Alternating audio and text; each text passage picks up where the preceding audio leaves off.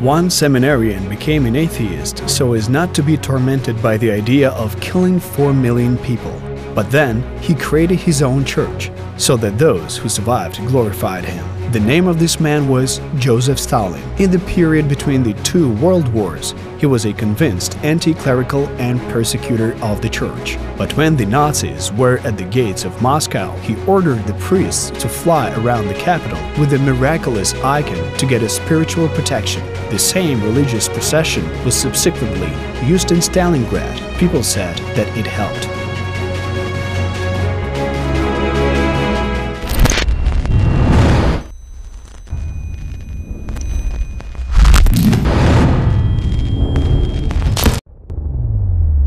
If Vladimir Lenin and Lev Trotsky cherished the dreams of a permanent revolution, Joseph Stalin, back in the 20s, advocated the creation of socialism in one particular country, the USSR. In fact, it was about restoring the Russian pseudo-empire on a new, Bolshevik basis.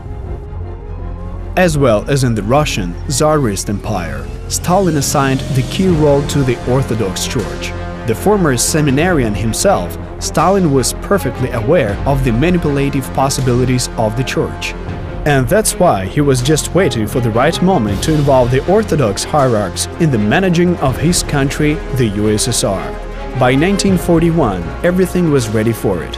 After repressing the intractable, really believing priests, Stalin thereby liberated the social niche of spiritual pastors for their own, subconventional clergy. Зміна, скажімо, політики, вона почалася під час Другої The change in policy in the matter of the church began during the Second World War. And the main reason was that the Soviet government had to rely on as many people as possible. And since the reliance on Soviet patriotism was somewhat limited, all possible factors of mobilization of the population, including religious ones, were involved. There were attempts to appeal to the Orthodox community, to Orthodox values in order to gain support during the very difficult for the Soviet state World War II. Здобуття підтримки під час дуже, звісно, важкої і нелегкої війни для радянської держави. It is worth noting that Stalin used religion to manipulate the population before. For example, the Living Church of the Renovationists vividly reported on the funds collected for the needs of the war. It is known at least about 2 divisions that were equipped for the front by the donations of parishioners. However, Stalin saw that despite all the support of the Soviet authorities, the Church of the Renovationists could not win the trust of the majority of believers. He decided to rely on the traditional Russian Orthodoxy, and he began by letting a new patriarch of the Russian Orthodox Church instead of Tikhon. And the first task from Stalin to the newly appointed Patriarch Sergius Stargorodsky was to organize a clear vertical hierarchy of church administration. It was necessary for all Orthodox churches comply and act according to the will of the Patriarch, and therefore at the will of Stalin himself. We know that the Soviet regime under war conditions made concessions to the church. Stalin, in fact, restored the hierarchy of the church. It was allowed to conduct services, but only to the Russian Orthodox Church. The Ukrainian Church did not fit into the context at all. Once again, the Soviet government, even then, completely took control over the Russian Orthodox Church. And at the same time, the Soviet leaders had realized that it would not work with the Ukrainian Greek Catholic Church. They understood that that church could only be destroyed. В умовах радянського керівництва ворог має бути знищений. The religious situation on the Ukrainian lands with the outbreak of the Second World War began to change dramatically. In 1939, after the signing of the Molotov-Ribbentrop Pact, Soviet troops occupied western Ukraine. The persecution of 2 traditionally Ukrainian churches, Greek Catholic and autocephalous Orthodox, immediately began. In particular, the local hierarchs of the latter were taken to Moscow and forced to swear allegiance to the Patriarchate of the Russian Orthodox Church. 2 higher hierarchs, the bishops Polycarp Sikorsky and Alexander Inozemtsev, refused to do so. They later headed the Ukrainian Church when the German occupation replaced the Russian occupation. At the initiative of the Metropolitan of the Polish Orthodox Church, Dionysius Volodinsky, 4 Ukrainian dioceses were restored. The Polish Orthodox Church operated in Volyn. 70% of believers were Ukrainians. It was called Polish as it operated on the territories that went to Rzeczpospolita II. That Polish church was the basis for the revival of the Ukrainian autocephalous Orthodox Church. The Polish Orthodox Church in 1924 has received tomos from the Patriarch and was autocephalous according to all canonical rules. Its hierarchs had the right to establish the same canonical churches. Therefore, on December 24, 1941, Metropolitan Dionysius approved Bishop Polycarp in the status of administrator of the Orthodox Autocephalous Church on the liberated lands of Ukraine. The All-Ukrainian Orthodox Church Rada was founded in Kiev. The restoration of the autocephalous church movement is also connected with the beginning of the liberation of Ukraine from the Soviet troops in 1941. The hierarchs of the former UAOC joined this process. In the city of Rovno, the Ukrainian Rada of Trust was convened, which enlisted the support of the Reich Commissariat. The meeting of this council took place on August 31 to September 1. At this meeting, the Rada proclaimed precisely the Ukrainian national foundations for the creation of the Ukrainian Church and began the preparations for the Ukrainian Church Council, which was supposed to regulate clearly the activities of church structures and its hierarchs. Metropolitan Dionysius planned to raise and discuss at the council the question of uniting all the disparate Orthodox churches of Ukraine and Belarus into a single church. However, the Hitlerites divided the Ukrainian and Belarusian lands into separate puppet states. Therefore, they didn't need the church unity. Moreover, the German military administration did not support anything that was determined as Ukrainian and national. Therefore, when the leaders of the UAOC proclaimed their church a national Ukrainian one, the German repressive machine immediately banned it. Nazi power plays on the opposition of churches. It allows to restore the activities of the Ukrainian autocephalous Orthodox Church, precisely in the opposition to the Soviet power. It pretends to give the local population a free expression of its will, but at the same time, the Nazi authorities are trying to take the church under their control. As soon as the autocephalous Church supported the act of restoring the independent Ukrainian state on June 30, 1941, the Nazi authorities began to exert pressure. Even the cases of arrest of hierarchs of the Ukrainian autocephalous Orthodox Church had become more frequent. The German administration issues several orders: the prohibition of mass celebrations of believers of the autocephalous Church, the prohibition of the crosses and mass gatherings. Yes, indeed, the Hitlerites played on the opposition of the churches. If we're talking about orthodoxy under the German occupation, there were two large Ukrainian Orthodox churches, autocephalous, which was already mentioned, and autonomous. The latter, in fact, was a splinter of the Russian Orthodox Church and on an autonomous basis was subject to the Moscow Patriarch. The Church of Autonomists arose in 1939. It was when some bishops autocephalists were forced to convert to Russian Orthodoxy by torture. And strangely, this, in fact, the Soviet Church of Autonomists was also actively supported by the Hitler administration. The attempts of the Metropolitan of the canonical Polish Orthodox Church to eliminate this split were unsuccessful. With the support of the Germans, Autonomists captured most of the temples in occupied Ukraine. For example, of all churches in Kiev, autocephalists got only 3, and those were secondary ones. There was a pressure on another Ukrainian church, Greek Catholic. The Nazi authorities Nazis want to get a pocket church, and they're trying to make such out of Ukrainian autocephalous church, because the Nazis knew that they could not put pressure on so primitively and directly on the Greek Catholic Church. By the way, I have already mentioned that Metropolitan Sheptytsky appealed twice to Heinrich Himmler and other representatives of the supreme Nazi leadership. The Metropolitan condemned the crimes against the Jews and the attempts to set on to fight Ukrainians, Jews. But it is worth remembering that even Sheptytsky himself was under pressure. The German Gestapo knew that Sheptytsky supported the Ukrainian national movement and sabotaged the orders of the occupying Hitler administration. However, the Nazi investigators could not prove that.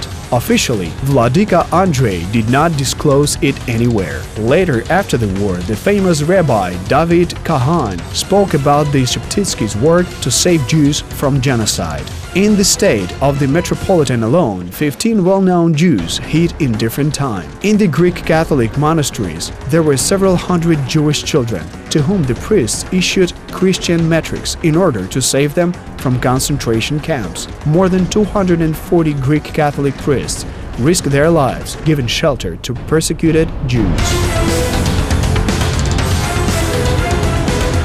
Відомий факт, коли до нього приходили 3 очільники нацистської адміністрації. There is a well-known case when 3 representatives of the local Nazi administration, Otto Wechter, Alfred Bizans, and Hans Koch, came to the Metropolitan. They came to Andrei Sheptytsky and asked him to withdraw his statements about condemning crimes against Jews. Then these Nazi leaders said that the Metropolitan, not in a very polite form, said that he was defending the interests of his state. And these German leaders later complained that Metropolitan Andrei Sheptytsky was very impolite. Що митрополит неувічлива людина і дуже неувічливо з ними повівся. The period of tolerance of German towards the Ukrainian national revival ended at the beginning of 1942. In February, the invaders banned the activities of the All-Ukrainian Orthodox Church Council. Deprived of the support of the Germans, the autonomists decided to unite with the Ukrainian autocephalous church. On October 8, at the Pachayev-Lavra Metropolitan of the Autonomous Orthodox Church, Alexei Gromadsky signed the Unification Act with the bishops of the UAOC. 6 months after its signing, Metropolitan was killed by unknown people. Already at the end of 1942, early 1943, some German police and SS men received orders. They were ordered to prevent the creation of communities and any organizational activity aimed at the creation of a Ukrainian autocephalous Orthodox Church in every possible way. First of all, in Dnipropetrovsk, in Mykolaiv, on the territory of Volyn. And yet, the church remained active during the entire German occupation of Ukraine. Moreover, in the spring of 1944, the highest hierarchs at the council decided to officially change the unsuitable name Polish Orthodox Church to a more correct one, namely the Ukrainian Autocephalous Orthodox Church. Metropolitan Dionysius Volodinsky was elevated to the rank of Patriarch and proclaimed Patriarch of all Ukraine. 9 квітня відбувається в Варшаві собор. On April 9, the Bishops' Council takes place in Warsaw. The Ukrainian Autocephalous Orthodox Church was formed, though it didn't start operating. After all, it was already April 1944. The Red Army was already operating on the territory of Poland. The territory of Ukraine had already been occupied. The church immediately goes to emigration because there was no chance it could act under the Soviet occupation. There were no chances it could work because the UAOC acted on the same field as the Russian Orthodox Church, and the fact that Moscow would not tolerate 2 Orthodox churches on its territory became clear as early as in 1939. Then the hierarchs of the autocephalous Ukrainian Church were forced to go under the auspices of the Moscow Patriarchate on autonomous principles. Therefore, the national Ukrainian underground made a bet on the Greek Catholic Church. It was traditionally Ukrainian and did not intersect with Orthodox. If we draw parallels between the power of the Nazi and the Soviet to the national churches, then this, in any case, is a sharp rejection. It was much easier with the Ukrainian autocephalous Orthodox Church. As soon as Soviet power returned to Western Ukraine, it immediately eliminated this church. This was much easier to do than with the Ukrainian Greek Catholic Church, because the Ukrainian autocephalous Orthodox Church had weaker positions and did not have the same level of support. Слабші позиції, зрозуміло, слабші позиції, не користувалися такою підтримкою. Soviet authorities understood the power of the Greek Catholic Church when the funeral of Metropolitan Andrei Sheptytsky turned into a manifestation of many thousands. Then the officials realized that if to act directly and roughly against the UGCC, it would be wrong. But this does not mean that in Moscow they abandoned the idea of conquering Greek Catholics. У 45-му році In 1945, the preparations for the liquidation of the Greek Catholic Church began. This is confirmed by many documents. Partisan leadership, including the head of the Ukrainian Communist Party, Nikita Khrushchev, wrote a memorandum to Stalin on how the process of the conciliation of the Ukrainian Greek Catholic Church was going. In 1945, all the highest hierarchs of the Greek Catholic Church, as well as the successor to Sheptytsky, had already been arrested. Наступник митрополита Андрея Шептицького Йосиф Сліпий були заарештовані. Thus, the Soviet government clearly demonstrated to priests and believers what happens to the disobedient ones, and sometimes they acted even more harshly. Bishop Mukachevsky Theodore Romja was killed on November 1, 1947. Moreover, he was killed by insidious espionage methods.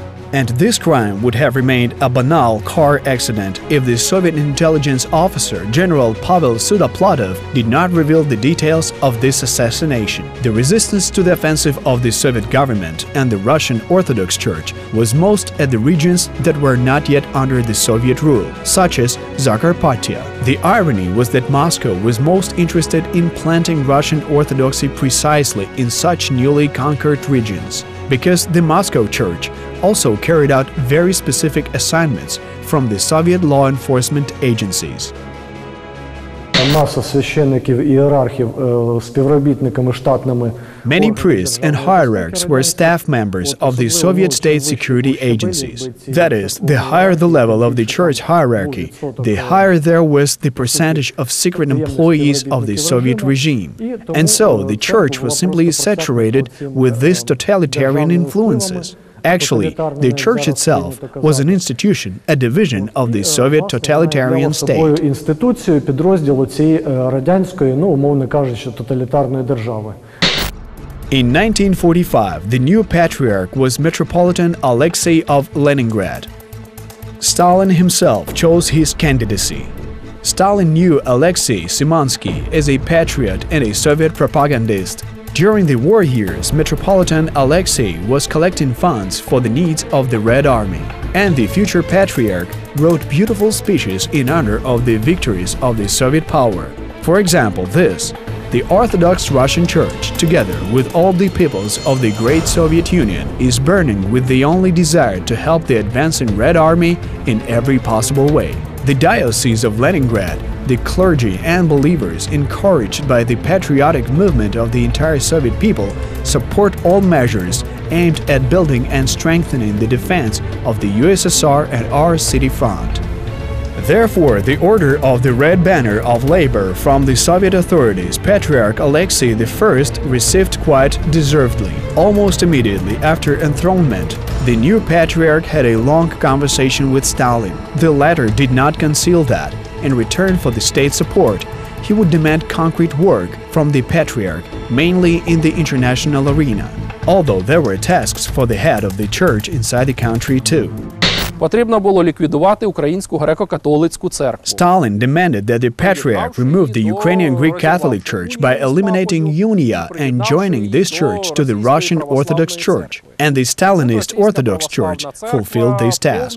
In 1946, the Lviv Council of the UGCC took place, where unia with the Pope was formally dissolved, and the Ukrainian Greek Catholic Church was united with Russian Orthodox Church. Українську греко-католицьку церкву із Російською православною церквою. In April 1945, Joseph Stalin approved the so-called 10 points to eliminate the Greek Catholic Church. But right away, Metropolitan Joseph and 4 Galician bishops were arrested.